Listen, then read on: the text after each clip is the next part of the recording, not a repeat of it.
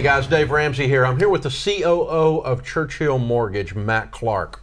And Churchill and Ramsey have had a long 25 plus year relationship of helping people with their mortgage decisions, their real estate decisions. And it's crazy out there right now. So we're getting a lot of questions coming at both of us in the mortgage world and in the Ramsey world both. And we just wanted to sit down and take a minute and kind of work through some of the FAQs, if you will, the frequently asked questions that are hitting our inbox out here.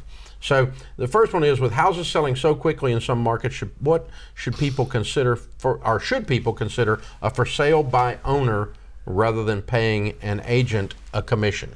You know, when I look at that question and I think about my own situation, I'm not the expert at everything in my life. So I have to surround myself with people who are. I think that's part of winning in not just life in general, but particularly in real estate. And so my advice would be to always find a qualified agent to work with you when selling your house, because they're not only going to help position it for sale better, market it better, they'll get more for your house than you will on your own, to where you don't look at that agent commission that you paid to get it done with regret. Yeah. When I was 16 years old, I would lay over the front of the car and put a 9/16 wrench on the distributor and adjust the timing. I don't work on my own cars anymore. Have you looked at one of them? Oh my gosh. You know what? I don't pull my own teeth either. And I don't even do my own taxes. And I'm Dave Ramsey. I know something about money.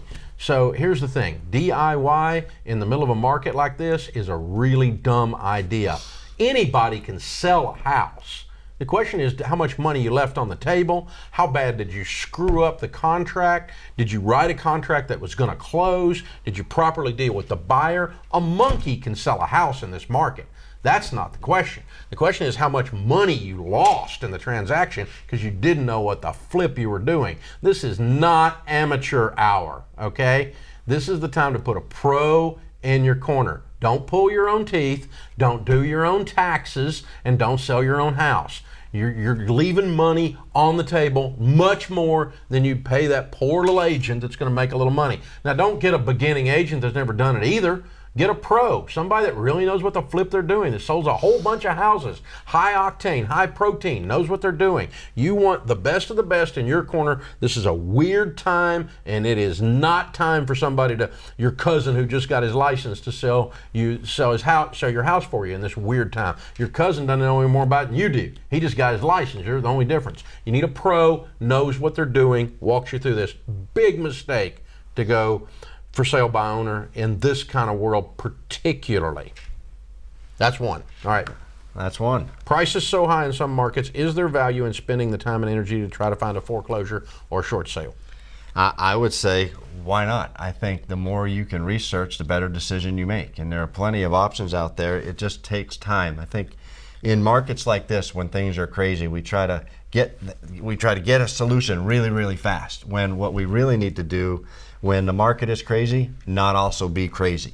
That means slow down, take your time, investigate, do the research, find as many options as you can so you can choose the right one. Yeah. Buffett says he's greedy when others are cautious, and cautious when others are greedy. Like that. And that's a good way of looking at this and thinking that through. Now, a short sale occurs when someone sells a house for less than the value of the mortgage.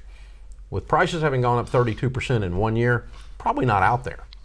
That probably doesn't exist, that the house is worth that much less and has to be sold for less. So short sales are probably mathematically not many of them. Foreclosures, there's a huge backlog that's starting to come onto the market because they quit foreclosing during COVID. Yeah, forbearance. A whole bunch of forbearances, a whole bunch of moratoriums, and now they're starting to cut loose. And these mortgage companies that were doing a handful of foreclosures a month are now bringing in wheelbarrows of them to start, and we're going to see a flood of that hit out there for a while. Now, what's going to happen when that happens? Well, the good news is that's going to be some supply to the market, hopefully, and that we need that. But the truth is, too, those foreclosures are going to sell. We're in a hot market, and if they want to sell them, if you're getting foreclosed on, you can sell the house. And now you have to, where before they weren't doing anything to you. Right. But if they start foreclosure, that owner is going to put that house up for sale, and it's going to sell. And it might not be a bargain. It might be just one of these things out there that people, just because it says foreclosure doesn't mean bargain. The math tells you if it's a bargain. So I have people, I bought a foreclosure, great, and you paid more than retail for it. That does. So what? So yeah, there's going to be some out there, and there might be some deals. And yes, go look. Always go look and be turning over the rocks, see what runs out. But I don't think you're going to see a ton of them because the market's still so hot. I think they're going to sell pretty fast, or somebody's just going to stand there. Now, I mean, obviously, if somebody just abandoned the property, walked away, and it literally is going to the courthouse steps at a bargain, there's probably going to be a few people there to bid on it. So you work it, look at it, but it's going to be an unusual market for foreclosures because we're in a very, very unusual market. We're going to see some interesting things coming up. Next thing that comes up is first-time home buyers. What do they need to be thinking about in the current market? They need to be thinking about some discipline in terms of what they can afford before they enter into the market, right? When they go looking for houses in a market they can't afford, they're all of a sudden going to see a bunch of homes that they love. And when they look at markets they can afford, they're going to see some homes that they don't love relative to the ones in the markets that they can't. And so I think it's so important to have a disciplined plan.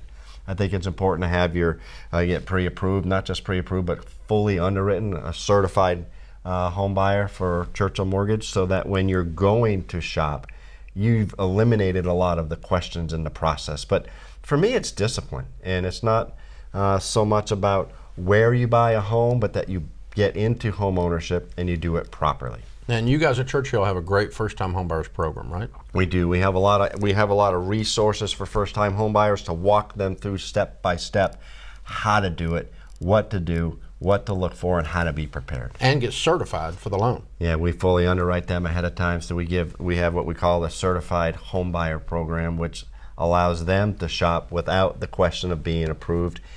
And we lock in their rate, which is particularly important during these rising interest rate times, for 90 days with a float down option. So if rates go down, they get to take advantage of that market shift. But if they don't, they're protected if rates go up. Yeah, and that's a really, really good idea because it gives you the information if you're a first-time home buyer of what you can actually afford. And do that before you go shopping. Because let me just tell you, if your budget is a used Honda, and you've been test driving Bentleys, it's going to be hard emotionally to come down out of that Bentley and drive that used Honda. And it's okay to start with the used Honda if you're a first-time home buyer. That's not a bad idea. Or used Toyota even. That'd be okay too, Or maybe even an old Ford Taurus. I don't care. But, you can't afford a freaking brand new Mercedes. And if you drive a brand new Mercedes, a brand new Bentley, and then you have to end up so don't go shopping for houses that are going to end up $100,000 more than your budget. That's ridiculous. You're setting yourself up for emotional disappointment. Don't set yourself up. Figure out what you can do, then go into the market. Now, at Ramsey, we always tell people put 20% down, and that avoids PMI, private mortgage insurance. And to do a 15-year fixed where the payment's no more than a fourth of your take-home pay. Because our goal for you is to get completely out of debt, house and everything, because that's the shortest method to becoming a baby steps millionaire. The shortest, fastest method.